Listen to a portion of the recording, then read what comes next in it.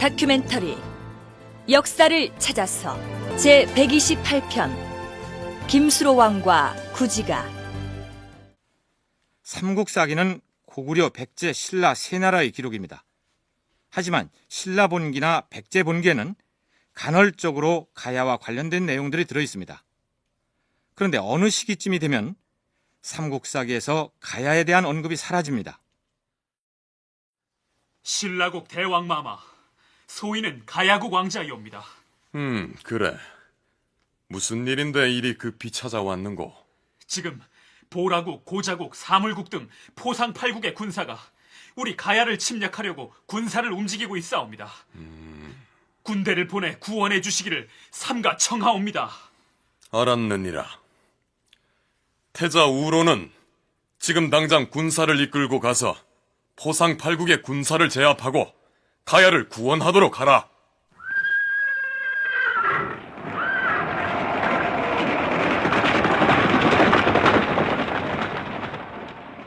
나해 이사금 14년 7월에 포상팔국이 가야를 침략하려 도모하므로 가야 왕자가 와서 구원을 청하였다. 왕은 태자 우로와 이벌찬 이음으로 하여금 육부의 군사를 거느리고 가서 이를 구원하게 하니 드디어 포상팔국의 장수들을 전멸시키고 그들에게 사로잡혔던 6,000명을 빼앗아 돌려보냈다. 삼국사기 신라본기 나해왕 시기 기록입니다. 포상팔국의 정확한 위치를 모두 알기는 어려우나 지금의 고성에 위치했던 고자국, 사천의 사물국, 마산의 굴포국, 칠원의 칠포국이 포함되어 있었습니다. 포상팔국이라 불리는 이들이 왜 김해 지역에 있던 가야국을 침공했는지 그 자세한 배경은 나중에 알아보기로 하겠습니다만 포상팔국이 난을 평정하고 나서 3년 후에는 역시 삼국사기 신라본기에 이런 내용이 보입니다. 나해왕 17년에 굴포, 칠포, 고사포 등 3국의 군대가 신라의 갈화성을 공격하였다. 나해왕은 친히 군대를 이끌고 나가서 이를 물리쳤다. 가야는 그 보답으로 신라의 왕자를 보내 볼모로 삼게 하였다. 이때가 신라 나해왕 17년, 서기로는 기원후 212년으로 되어 있습니다. 212년이라는 연대는 지나치게 올려잡아서 기록한 것이기 때문에 120년 정도로 늦춰 잡아야 한다는 것이 학자들의 의견입니다만 어쨌든 이 내용을 끝으로 삼국사기에서는 가야에 대한 서술이 사라져버려서 이후 200년 동안이나 보이지 않았습니다. 홍익대 김태식 교수 얘기입니다. 삼국사기에 가야라고 붙어있는 관련 기록이 뚝 떨어져서 나와요. 하나는 AD 1, 2세기에 수십 개의 가야 관련 기사가 나오고 그 다음에 또 하나는 AD 5, 6세기에 몇 개의 가야 관련 기사가 나옵니다. 그러면은 3, 4세기 한 200년 동안은 가야가 증발했어요. 삼국사기에. 그래서 청관호 선생이 처음에 그 앞에 거를 조기가야라고 하고 그 뒤에 나오는 5, 6세기 거를 만기가야라고 하자. 그 200년의 공백을 기준으로 해서 그 이전의 가야 역사와 그 이후의 가야 역사를 구분해서 보려는 시도를 처음으로 70년대 가야사를 연구한 언론인 천관우가 했다는 얘기인데 그의 논문 복원 가야사의 한 대목을 살펴볼까요? 가야사의 중심은 구야국이라고도 불리던 김해의 금관 가야와 고령의 대가야에 집중돼 있었는데 이 둘이 같은 시기에 양대 세력을 이루고 있었던 것이 아니라 고령 세력이 유력해진 것은 기원후 500년경 이후인 가야사 만기의 일이요. 조기 가야의 중심은 김해 세력이었다. 그러니까 천관우는 앞에서 거론한 200년 공백 이전과 이후의 가야사를 각각 조기 가야와 만기 가야라고 칭하고 조기 가야의 중심은 김해였으며 만기 가야의 중심은 경북 고령의 대가야였다고 밝히고 있습니다. 그러나 천관우는 왜 김해 세력이 쇠퇴하고 고령으로 가야 연맹의 중심이 옮겨갔는지 그 원인을 설명하지는 못했습니다. 한편 가야의 옛 지역에서 발굴된 고고학 유적의 분포 역시 4세기 이전과 5세기 이후의 것들이 뚜렷하게 대비를 이루고 있는데요. 그렇게 앞뒤로 이렇게 200년 이상의 터울을 두고 이제 가야 기사가 이렇게 갈라져 있는데 그게 뭔가 잘 몰랐었거든요. 그런데 근래 이제 이 발굴 성과를 보니까 가야 전체 지역에서 AD 4세기 이전의 유물 분포를 보면은 김해 지역이 다른 유적 전체를 다 합친 것만큼의 많은 유적들이 나타나고 있고, 5세기 이후의 유적들을 보면은 고령의 대가야의 유적 유물이 다른 지역 다 합한 것만큼 이상의 그러한 유물들이 나오고 있습니다. 그래서 이거는 가야가 말하자면은 천도를 한 것처럼 고구려나 백제가 도읍을 옮겼듯이 가야 연맹체의 중심 세력이 김해에서 고령으로 이동을 했다는 얘기죠. 김태식 교수는 1985년에 발표한 논문에서 서기 400년 무렵을 경계로 해서 가야 연맹의 역사를 전기 가야와 후기 가야로 분류합니다. 김해에서 고령으로 중심 세력이 이동했다는 사실을 뒷받침해 두듯이 서기 400년 무렵까지는 김해의 가락국이 가야라고 칭하였고, 5세기 이후로는 고령의 대가야가 국명을 가야라고 칭하고 있습니다. 그렇다면 김태식 교수는 이런 세력 이동이 왜 생겼다고 주장하는 것일까요? 직접 들어보시죠.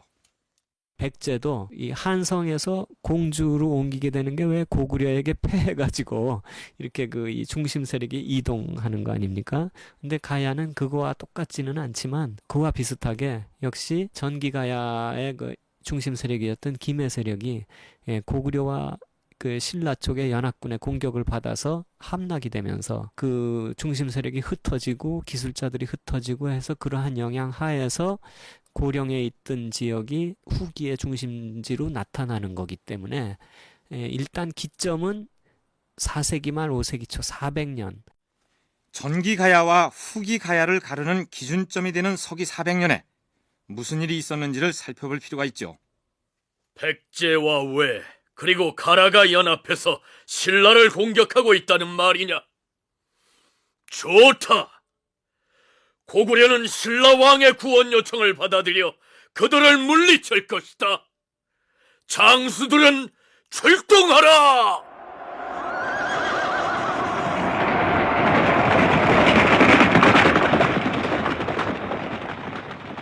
영락 10년에 광개토왕이 하교하여 보병과 기병 5만 명을 보내 신라를 구원하게 하였다.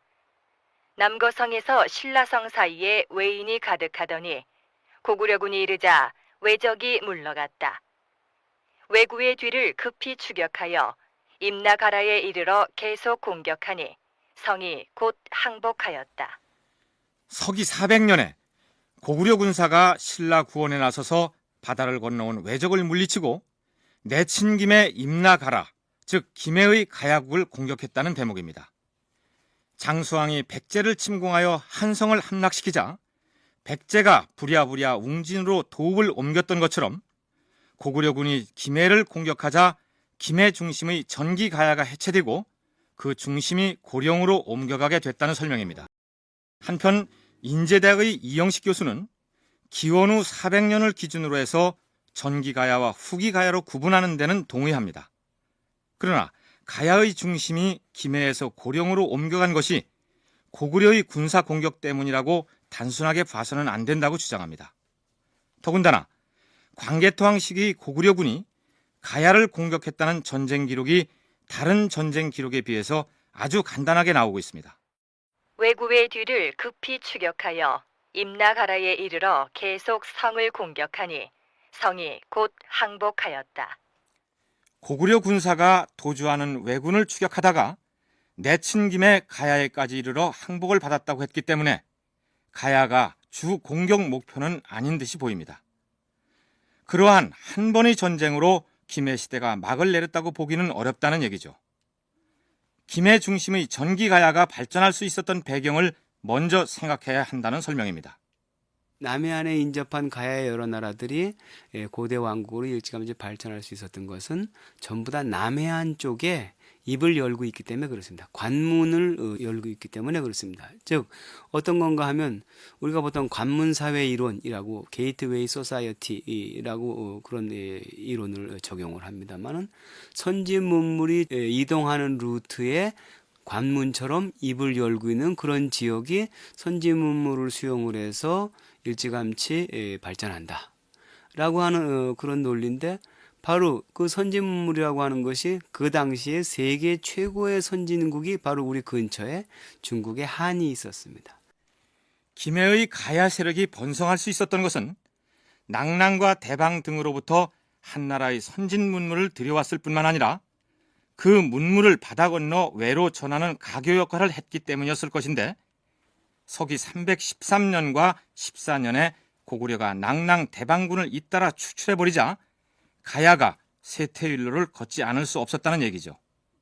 서북한 지역에서 중국의 한의 지점격인 낙랑 대방이 쫓겨나가서 더 이상 선진물이 들어오지 않게 되는 겁니다. 이 해로를 통해서. 그러니까 한민족사에서 보면은 쾌거였지만 남해안 지역의 가야의 여러 나라에 있어서는 비극이었습니다. 선진 문물 때문에 발전했던 나라가 더 이상 선진 문물이 공급이 되지 않는 게 313년부터니까 313년, 314년부터 점점 세력을 잃어가고 있는 겁니다. 잃어가고 있는 차에 400년의 광개토왕의 대군이 들이닥친 겁니다. 그러니까 낙랑 대방군이 축출된 314년 무렵부터 광개토왕 군사의 공격을 받기까지 80여 년 동안을 전기 가야에서 후기 가야로의 전환 기간으로 봐야 한다는 주장입니다. 지금 서북한 지역에서 낙랑 대방을 비롯한 중국의 선진 지역이 이제는 없어졌습니다. 그 다음 만주와 한반도 지역에서 선진 지역으로 등장하는 것은 고구려와 백제입니다. 그러니까 이제 해로로 더 이상 선진 문물은 오지 않으니까 북쪽의 고구려와 백제의 선진 문물을 수용하기 좋은 북쪽으로 가야 문화의 중심이 이동하는 겁니다. 그러니까 이렇게 생각을 해야지 400년 한 번의 전쟁 가지고 하면 그 뒤 후기 가야는 그럼 왜 그건 북쪽으로 갔느냐? 오히려 고구려의 압력이 더 센데 이런 그 의문에 봉착하게 됩니다. 물론 김태식 교수 역시 북방의 낙랑과 대방 그리고 남쪽의 외를 연결하는 해상교역을 바탕 삼아 발전했던 김해 세력이 4세기 초에 이르러 선진문물 공급원이 끊어져 버리자 분열된 모습을 보였고 설상가상으로 왜군과 함께 신라 공격에 동원되었다가 고구려의 반격을 당했던 것을 전기 가야 해체의 배경으로 설명하고 있습니다.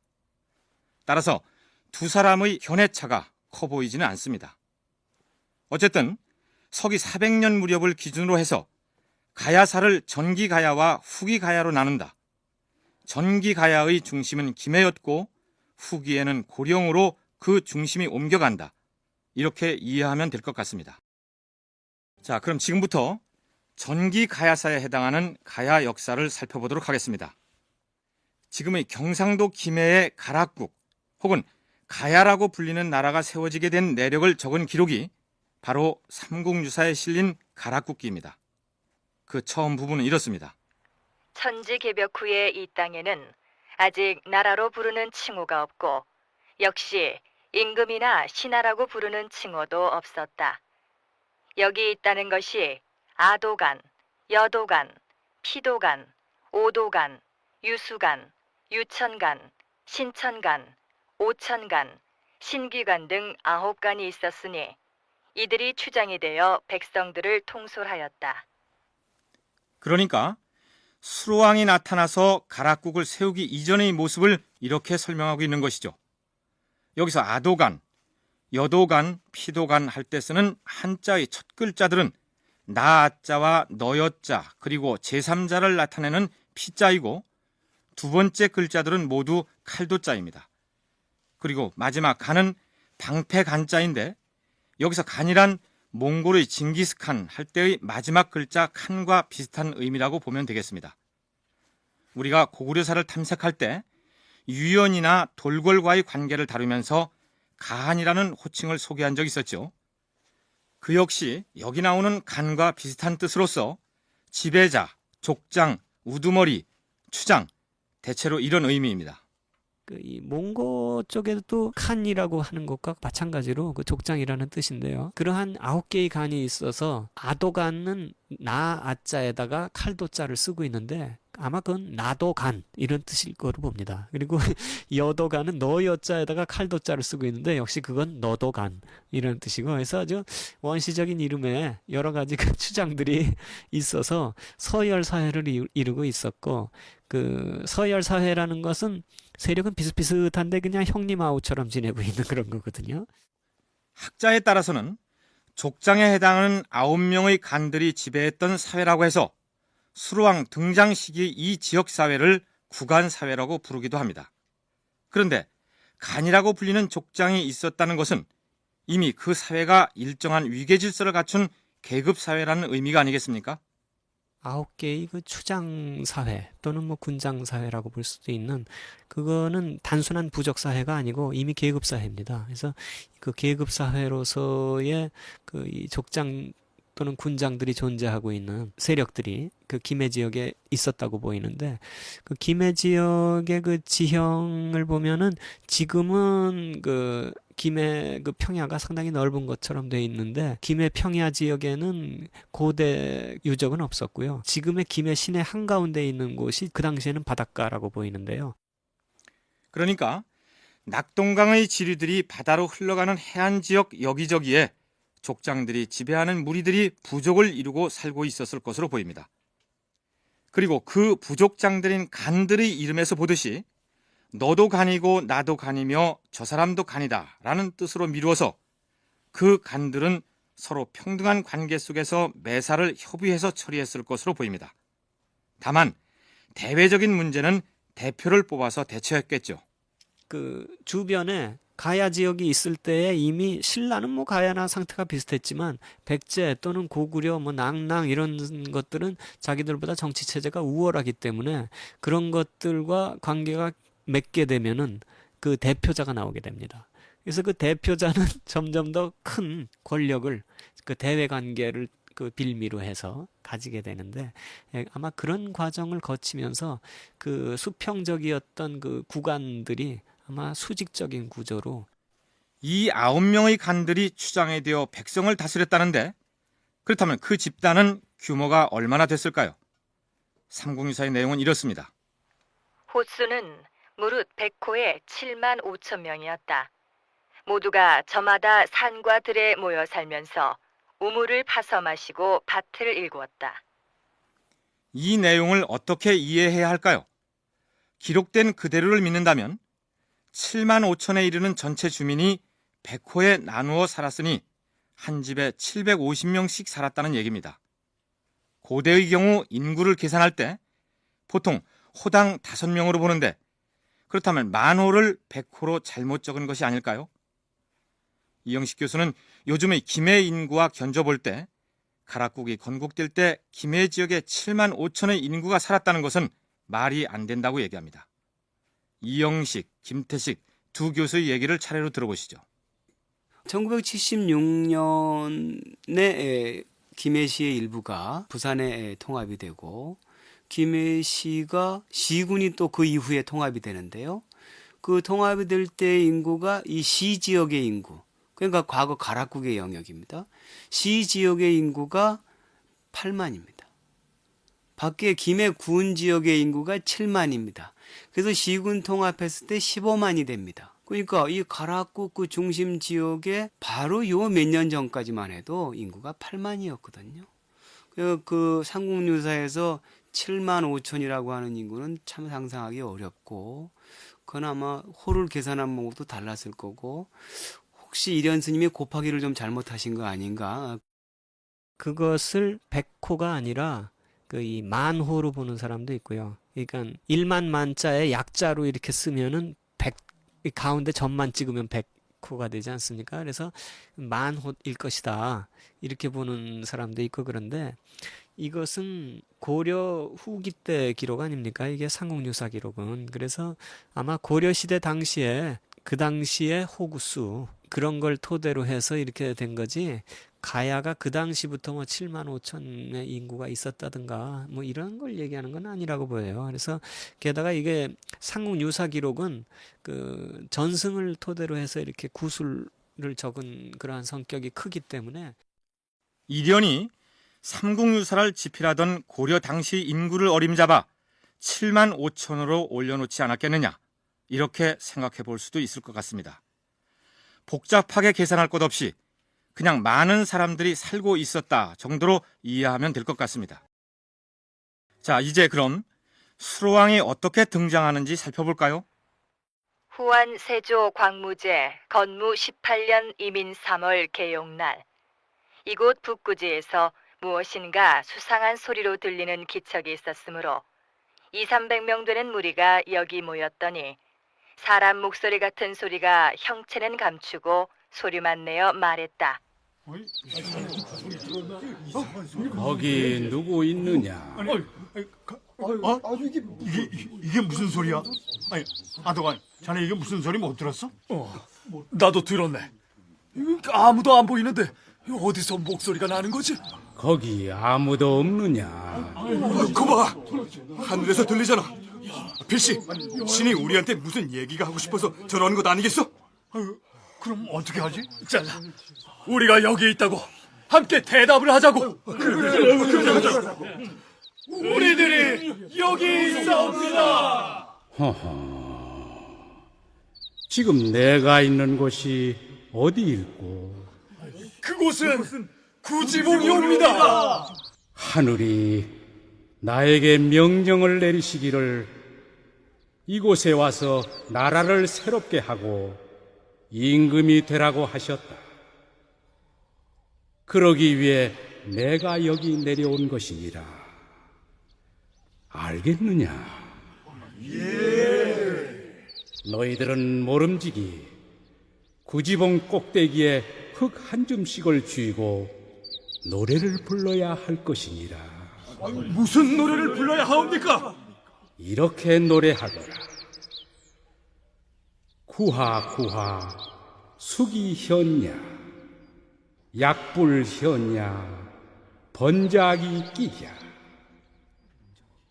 너희들이 이렇게 노래하면서 춤을 추면 이것이 곧 나를 마중하여 즐겨 뛰노는 것이 될 것이다. 알겠느냐? 하늘에서 구간들에게 부르도록 명한 이 노래가 바로 그 유명한 고대가요 구지가입니다. 거부가 머리를 내놓아라. 내놓지 않으면 구워 먹으리라. 대개 이런 뜻입니다. 9명의 족장들, 즉 구간들은 시키는 대로 구지봉에 올라가 흙 한 줌씩을 쥐고 구지가를 부르면서 춤을 춥니다. 잠시 후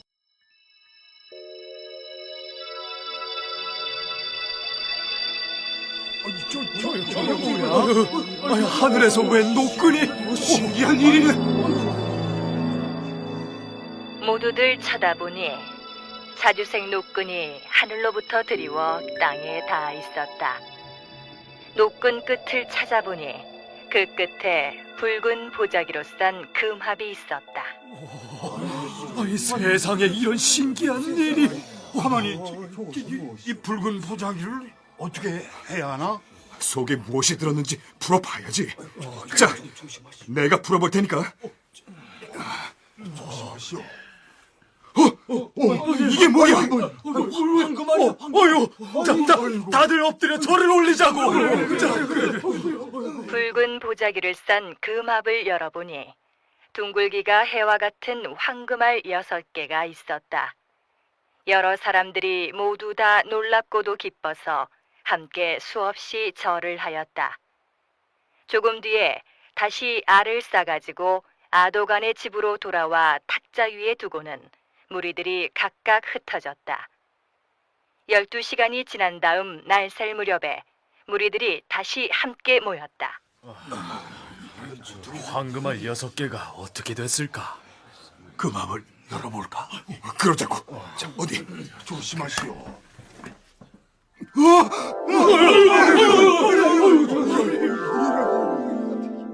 금합 속에 있던 6개의 알이 모두 사내 아이로 변했는데 얼굴들이 모두 믿음직스러웠다.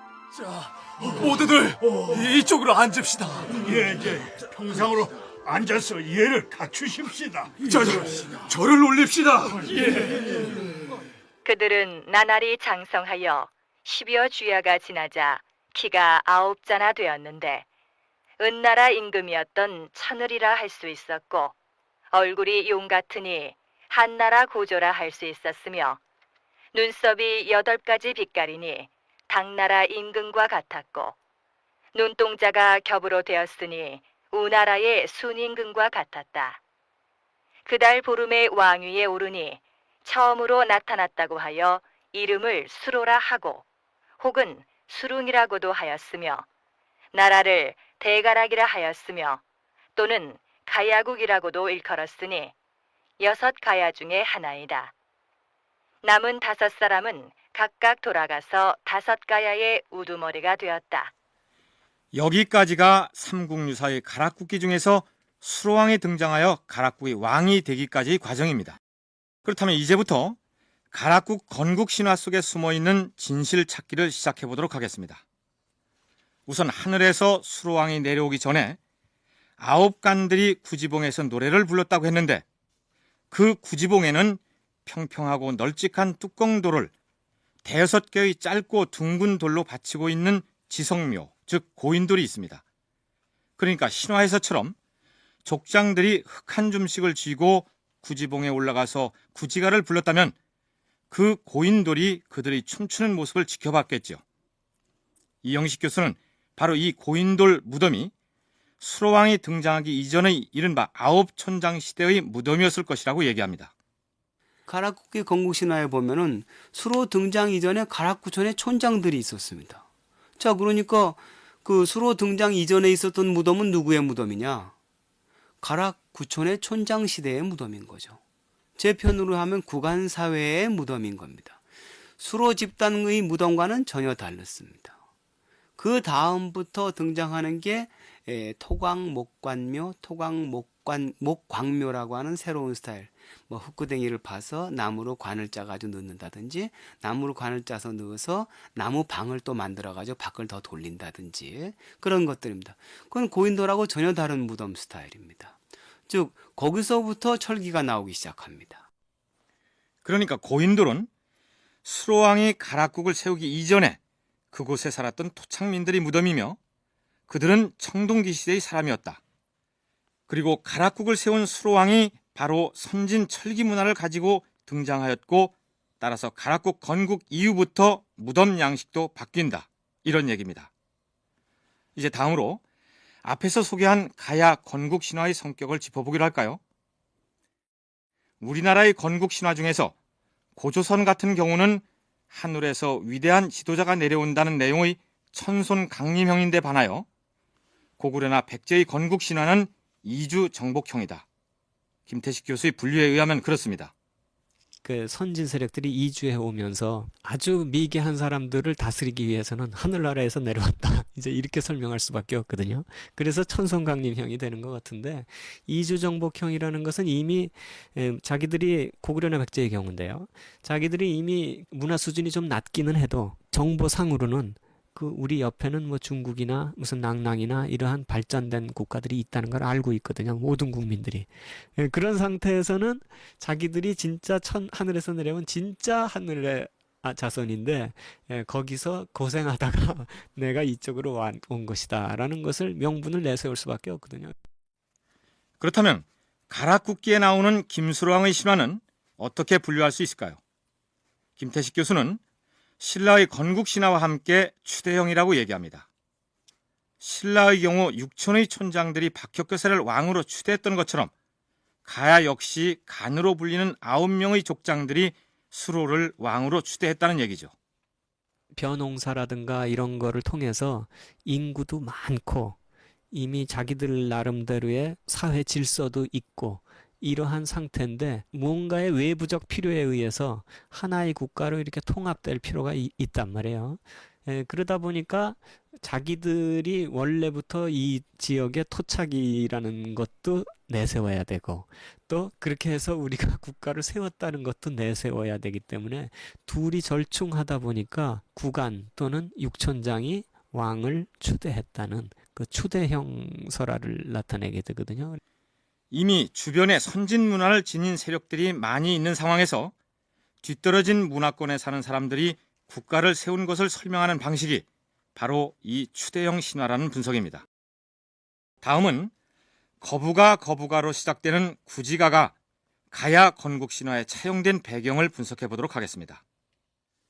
삼국유사의 가락국기에도 나오듯이 수로왕이 하늘에서 내려오던 날이 무슨 날이냐면 그곳 토착민들이 물가에서 액막이 제사를 지내는 개용날이었습니다.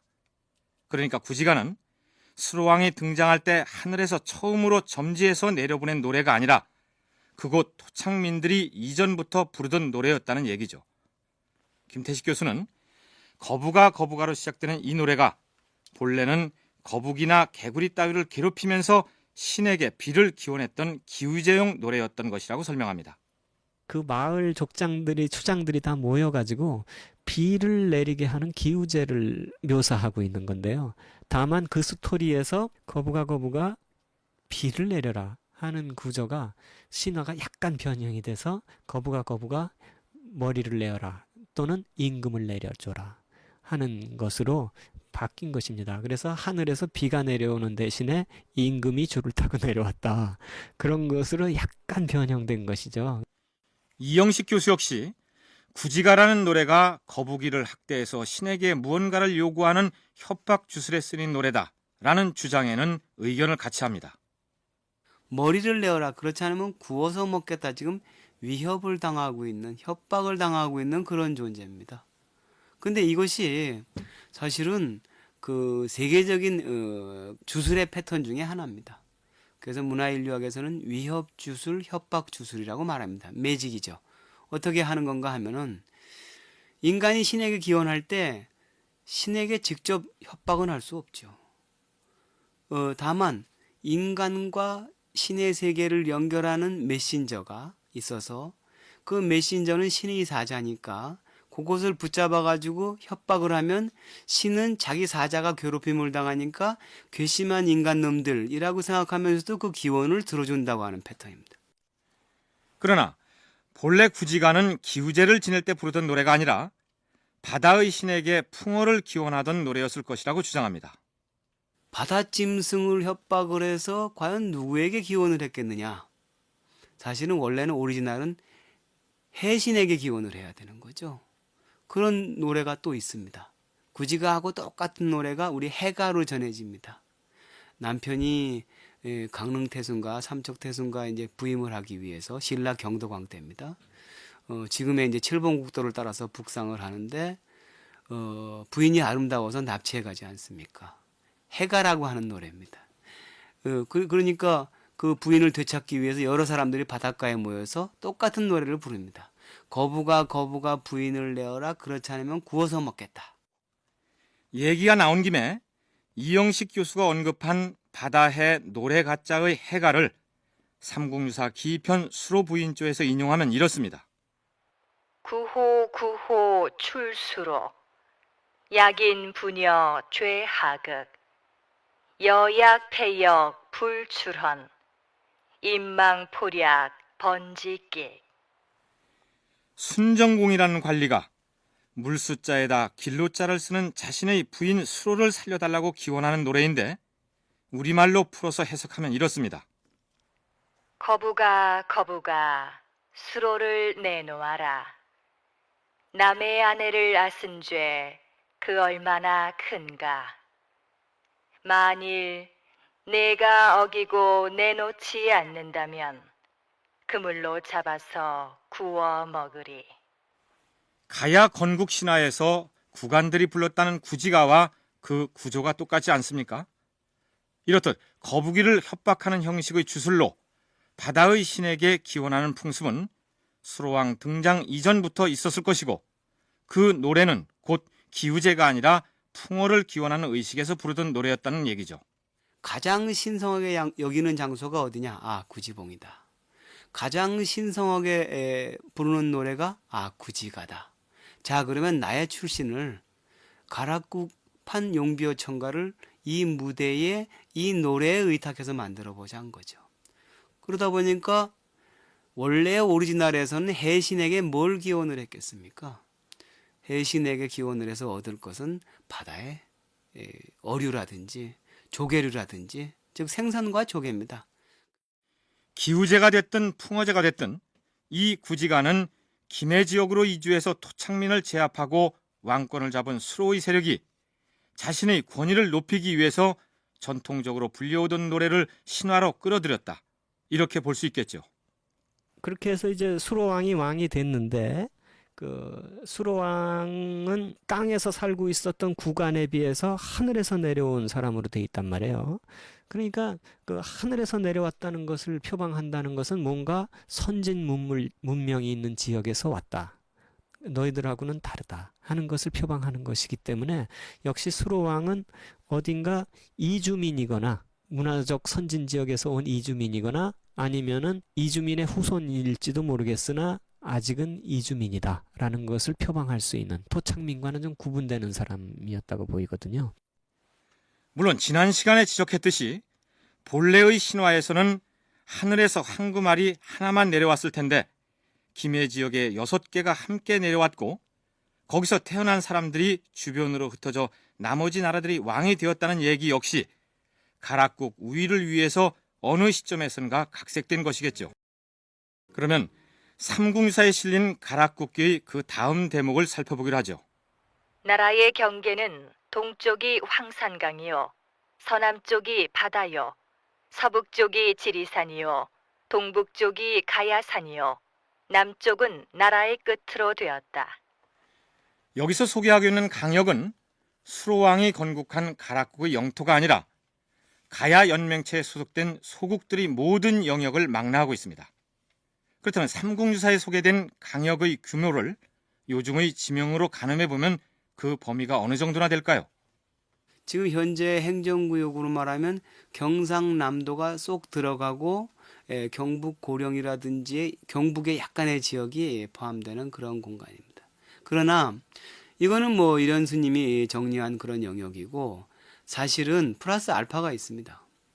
낙동강 동쪽에도 일정한 시기에 가야의 역사가 문화가 전개된 흔적이 얼마든지 있고요. 섬진강 서쪽에도 가야의 역사와 문화가 전개가 됐었습니다. 가령 낙동강 동쪽에는 동래의 복천동 고분군, 그 다음에 양산의 북정동 고분군, 그 다음에 위로 올라가서 창녕의 교동 고분군, 이런 것들은 다 낙동강 동쪽입니다.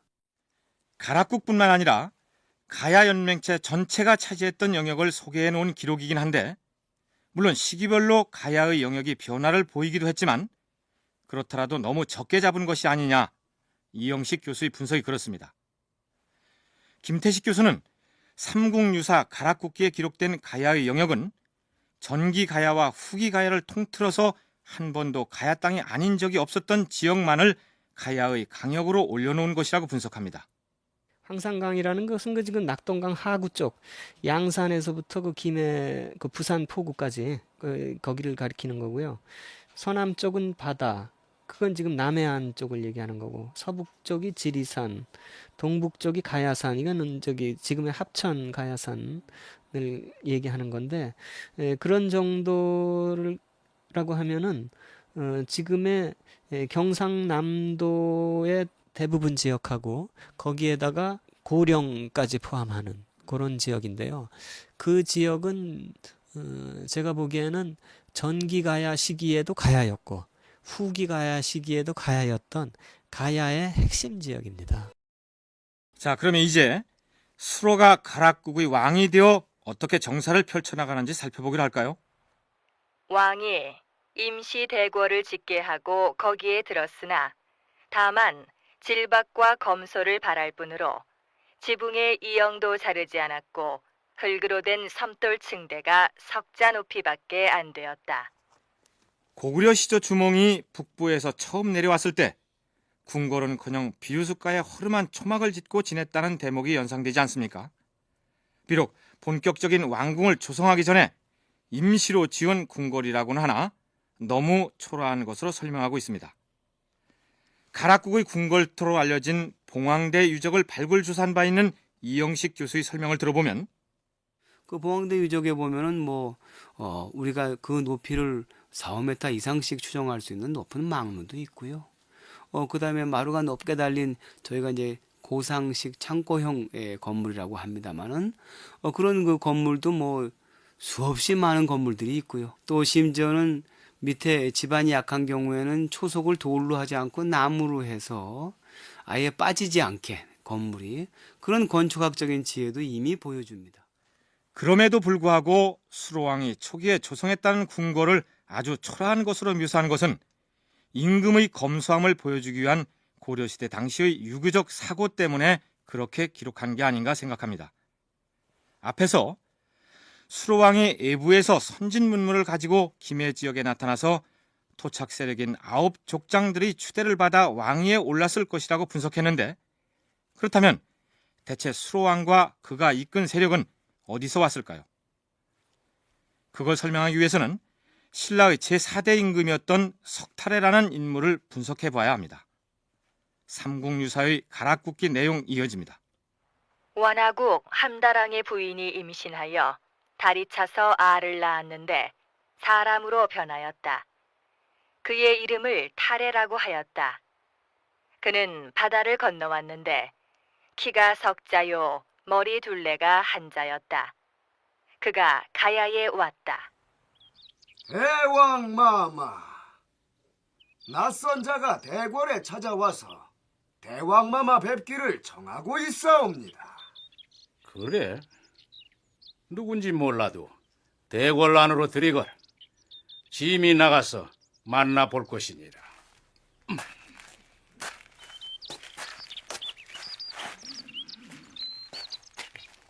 오, 그대가 이 나라의 왕인가? 그렇다.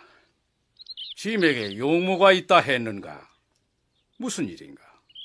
나는 완하국에서 온 석탈해다. 그대가 이 나라의 왕이라는 소문을 듣고 내가 왕의 지위를 빼앗으러 왔다. 이 나라의 임금 자리는 본시 내 것이니라.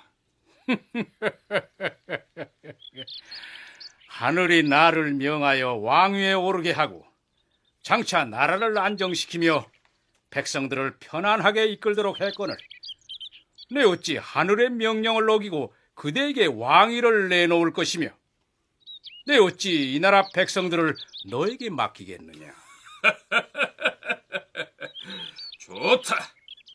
그렇다면 술법으로 경쟁을 해보자. 좋다. 이렇게 해서 가락국의 수로왕과 그 왕위를 빼앗으러 왔다는 석탈해가 한바탕 변신술 시합을 벌입니다. 그 대결 장면을 기록한 부분을 소개하면 이렇습니다. 잠시 동안에 탈해의 몸이 매로 변하였다. 그러자 수로왕은 독수리로 변신했다.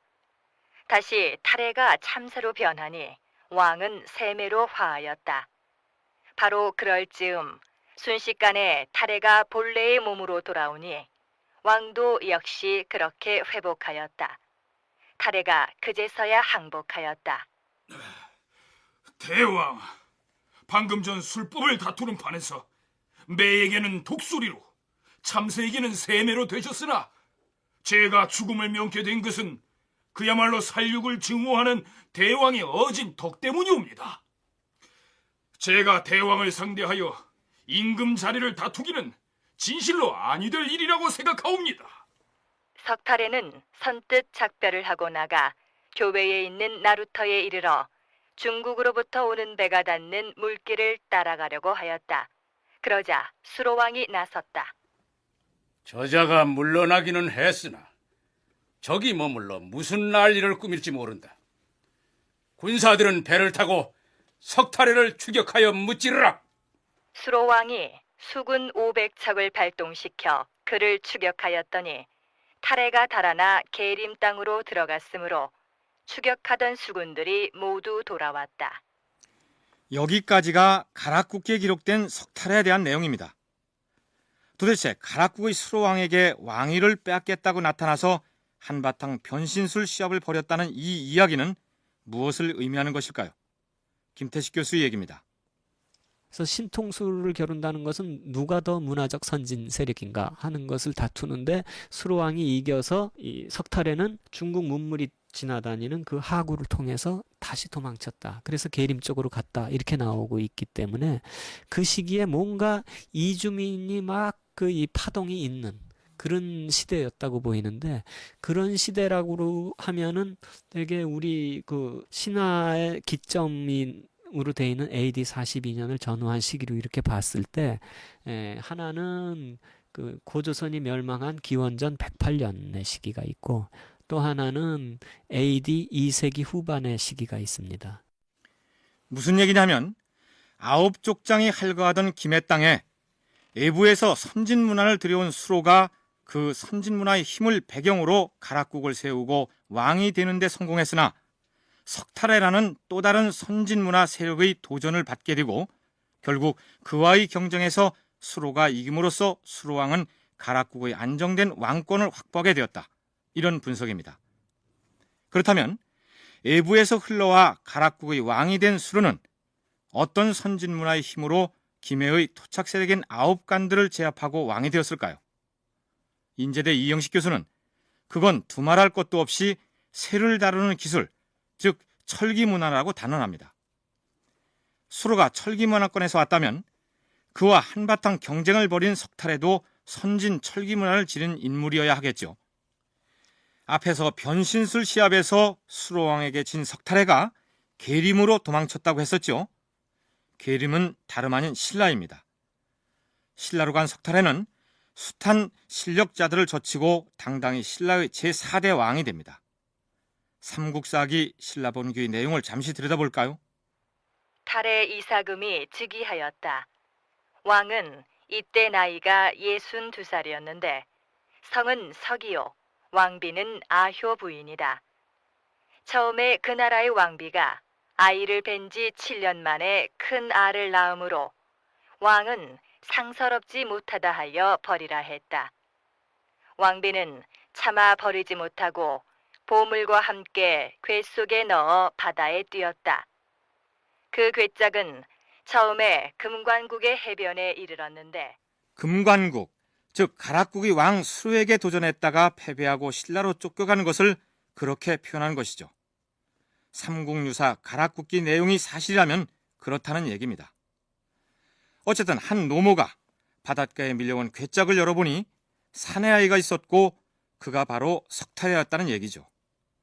그런데 삼국유사 기편에는 알에서 태어난 그 석탈해가 어린 나이에 신라의 토 세력인 호공이라는 사람의 집을 빼앗아 버리는 대목이 등장합니다. 여기가 토암산이라 이 말이지? 내가 머무를 만한 땅이 어디 있나 보자. 그래. 저기야. 저기 저 집. 지세로 볼 때 저 집이라면 내가 오래 살 수가 있겠는데? 어린 탈에는 마음에 드는 집을 눈두덩 찍은 뒤에 토암산을 내려옵니다. 그런데 그 집의 주인을 알고 보니 토착 실력자인 호공이라는 사람의 집이었습니다. 탈에는 꾀를 냅니다. 그리고 집 옆에다 구덩이를 파게 됩니다. 좋아. 구덩이를 다 팠으니까 이제 여기다가 숯하고 숯돌을 묻어놓자. 이제 이 집은 내 집이 되는 거야. 그리고 이튿날 아침 탈에는 보무도 당당히 그 집을 찾아가서 이렇게 말합니다. 주인장! 집주인이 왔으니 집을 비워주시오. 아니, 난데없이 꼬마 녀석이. 너 지금 뭐라고 했느냐? 이 집은 우리 할아버지 쪽부터 살던 우리 집이니 내놓으시오. 뭐야? 오호, 이런 엉뚱한 녀석을 보았나? 어린 탈에는 그 집이 할아버지가 살았던 자신의 집이라 했고 집주인 호공 역시 자신의 집이라고 주장하는 바람에 결판을 내지 못하고 관가에 고발되어서 집주인을 가리게 되었다. 관리가 탈에에게 물었다. 너는 무슨 증거로 이 집이 너희 집이라고 하는 게냐?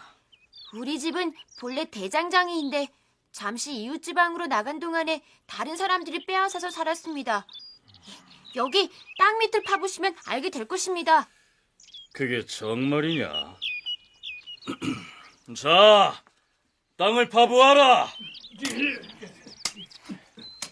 땅을 파보니 과연 숫돌과 숯이 나왔고 그래서 어린 탈에는 그 호공의 집을 빼앗아 살았다. 이런 얘기입니다. 탈해라고 하는 사람이 스스로 경주에 들어가서 제4대 왕에 즉위할 때에 그 호공이라는 사람 집을 뺐습니다. 그 호공은 그 당시에 경주의 실력자였던 모양입니다. 집을 뺐을 때 여기에 숫이 묻혀 있을 것이다. 왜 그러느냐? 본 야장이다. 나는 본래 대장장이이다. 그렇기 때문에 여긴 숫이 묻혀 있고, 그렇기 때문에 이 집은 우리 집이다. 그래가지고 호공집을 뺐죠. 호공집을 뺏는다는 것은 경주의 실력자의 집을 뺏는다는 얘기고, 경주의 실력을 차지한다는 얘기죠. 어린 타레가 신라 관리에게 했다는 말, 아본야장이란 우리는 본래부터 대장장이었다, 이런 뜻이죠. 타레는 결국 남의 왕의 눈에 띄어서 그의 사위가 되었다가 훗날 왕위에 오른 것입니다. 바꿔 말하면 타레는 새를 다룰 줄 아는 선진 기술의 힘으로 신라의 4대 왕에 오른 것입니다.